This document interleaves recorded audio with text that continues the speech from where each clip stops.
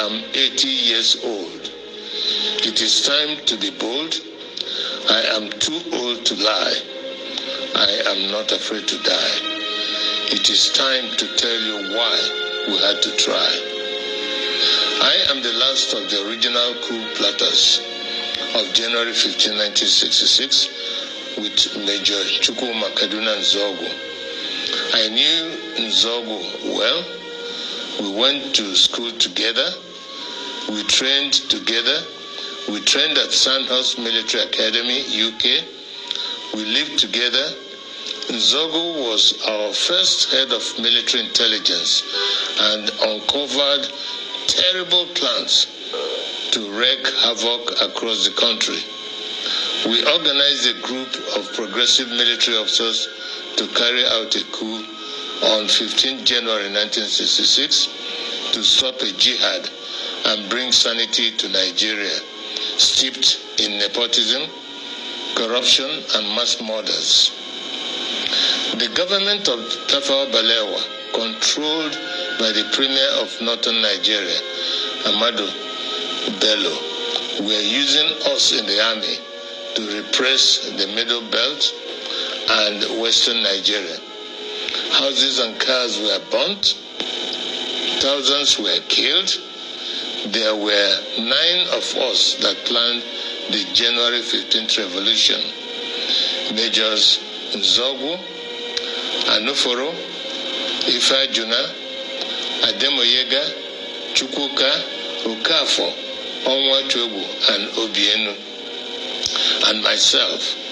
However, 4 of us started it, Major Ifajuna and Major Ademoyega in the south, and Major Nzogu and myself in the north. We then united as a single revolution. I am the last of the 4 original revolutionaries. None published the complete truth. Only me, Colonel Emmanuel Nwobosi, is alive today to tell the final truth so that the lies will not triumph forever. They used us to repress the Middle Belt and the Yorubas. When we saw genocide, we began to disobey orders and swore to stop them. For instance, Major Chris Anoforo refused to release mass murderers caught with weapons and was court-martialed. He was replaced by Major Hassan Katsina, a northern Muslim willing to act. I was in Abeokuta, but refused to repress Yorubas. Instead, I opened our barracks as a safe place for them to run to. They told many lies about the January 15 boys to justify their genocide. But it is those of us that planned the revolution that they should have killed, not the 3 million innocent Biafrans that knew nothing.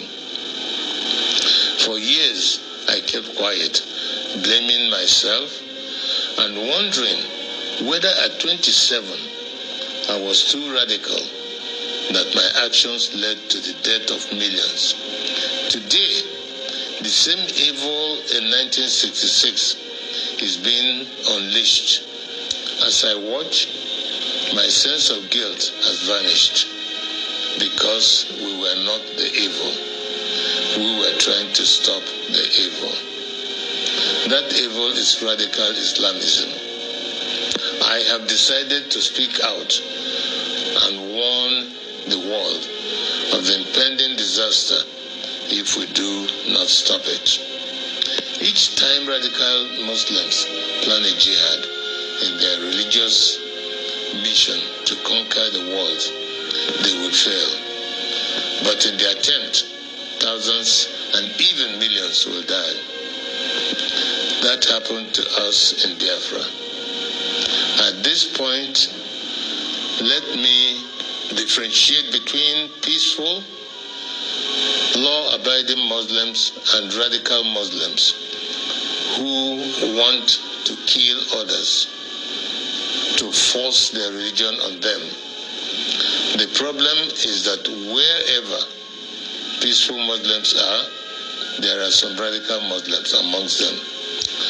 That is why they began a jihad in 1966. That is why we had to stop it. That is why they killed millions of our people. That is why we declared Biafra. Because we are a peaceful people, and oil and water can never mix. My story is a warning to Nigerians.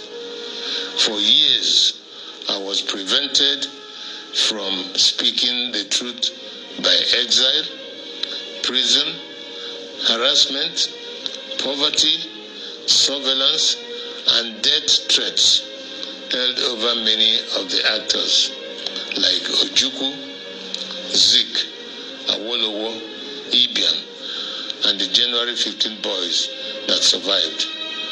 But as I watch today, many of the events that led to the revolution are happening again, like Boko Haram, Fulani militia, Niger Delta militants, Shiites, IPOB, and mass murders.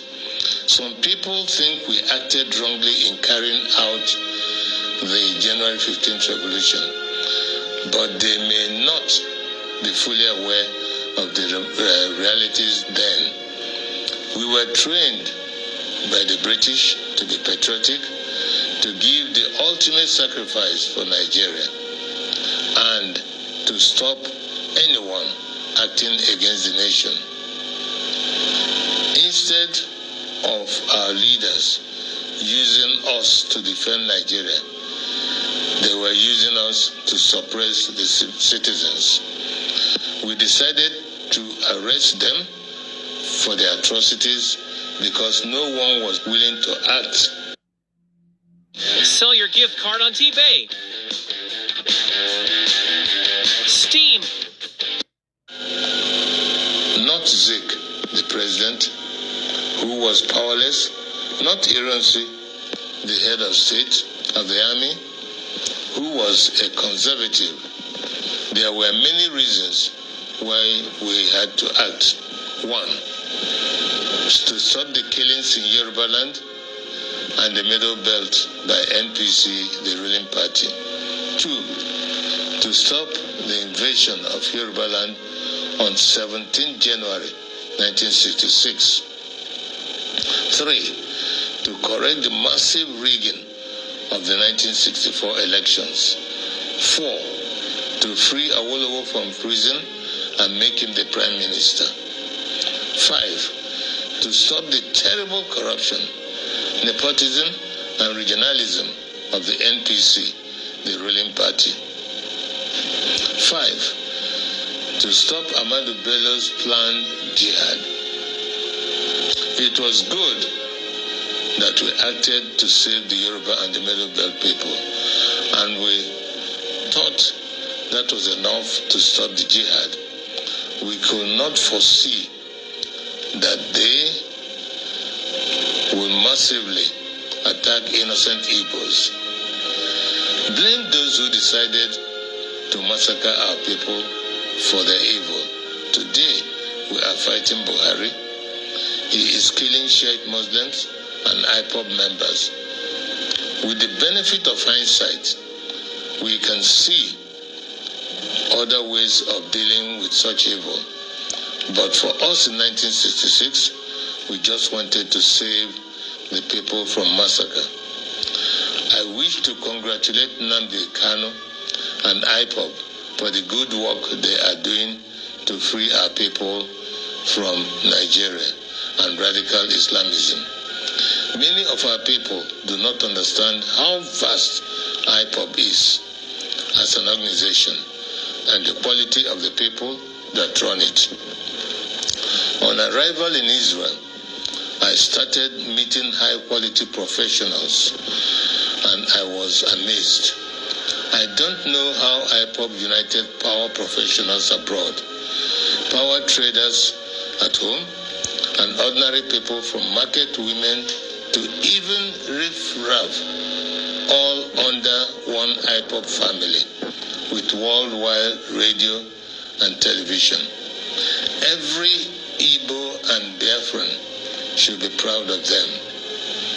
They are the strongest force we have today to achieve freedom for all Nigerians. No wonder they can take on the Nigerian government and win.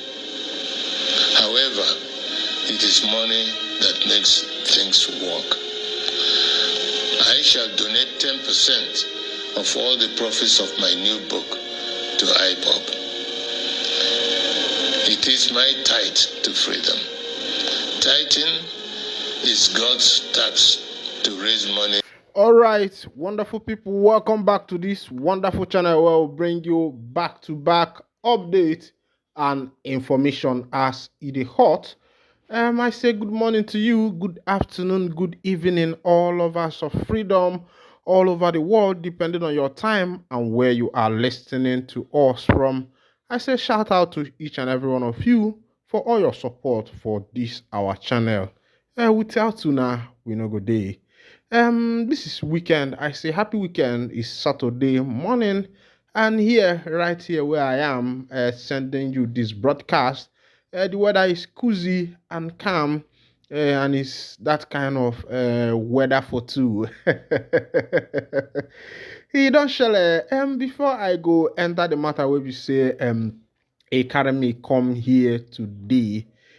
Please, my brother, if you want peace in your life, if you want peace in your family, as a single man who is planning to enter into marriage, first of all, I think it is better that you marry your friend. Marry someone that you are compatible with. Marry someone that you know you love. The same thing applies to the ladies. Marry someone that you know that this person is your friend. You can equally open your mouth and tell the person, somebody that you can joke with, somebody that you can do anything with, something like that. I think it is better in marriage, because what is happening in marriage these days is what we don't even know how to quantify. What thing they make me to bring this matter, they talk this thing now because of one girl called me. He said, Yoko Poos, there is something I am passing through in my marriage. And I said, my sister, what is going on? He chatted me up. He sent me a message. I said, okay, through my email. I said, okay, no problem. You can explain to me. Let me know what you are passing through. He said, Yoko Poos, my own is finished. It's not a laughing matter, my people, because when I started looking into the matter, I said, wow, is this what people are really passing through? And this girl confided in me that after getting married to his husband, that for 1 year and 6 months, they have not had sex. That he has not seen the husband, jiggling on the bed, performing your matrimonial duties. And I said, we were on a video call after the email. We got to the point of, getting the lady's number. We started talking on Skype, WhatsApp video, and the rest of them. I said, okay. I looked at the woman. The woman was very beautiful, fair in complexion, with front and back, good bobs and good bum, something like that. And even me, I must confess, while I was talking to the woman on the video call, I was appreciating the work of God. But due to she's a married woman, I know my boundaries. I'm a counselor. I know my boundaries. I said, okay, explain to me, my sister, what is actually happening? This girl said that the husband's manhood, is not standing for 1 year and 6 months. And to the worst part of it is that the family, the husband family, the mother, the father know about these things. They concealed it. Now, I was asking this girl, I said, how did you get yourself into this mess? She said that it was church, in their church. They say no sex before marriage, which everybody agreed. But at least you could have, try and go to the hospital, because NMA test and the rest of them, See what this man is carrying. Let the doctor test it. Let the doctor test the both of them. And this is how this fine girl ended in this particular bad marriage. And as it is now, it has been a year and 6 months, and there is no way out. Her friends have celebrated her. The wedding was very ambiguous. She sent me a video of the wedding. Because of her privacy, I wouldn't be posting the video on this channel, but she sent me the video privately. And she said, Nyokopus, I am finished. She said, Nyokopus, my own don't be. I said, okay.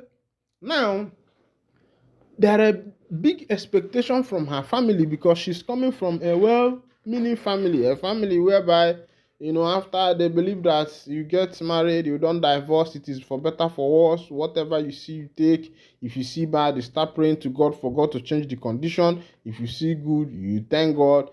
Till death do you pass, for sickness and this thing. And you have already taken this oath before God and before man when you said for sickness and in health. And the beginning of this girl's marriage started with sickness because the husband is impotent. That's the conclusion of the whole matter. But the issue was that they never knew each other. They weren't friends. It was a kind of, the brother came and said that God showed him a vision that the sister is supposed to be his wife. From there, they started talking to marriage counselors in their church and the rest of them. The marriage counselors have known the guy to be a good brother in the church. He is punctual with church activities, evangelism, choir, administration. Sometimes people even take him to be a pastor. And the sister herself, is she's a good sister, also a chorister in that particular church where they attend because they were in the same church. Who knows if the pastor even knew that guy was impotent and wedded them? Meanwhile, drop your comment on the comment section. This sister is looking for an advice. Please, how do we advise this lady? What should we tell her? Should she stay in the marriage, or should she quit? Or is there a medical solution that can cure impotency?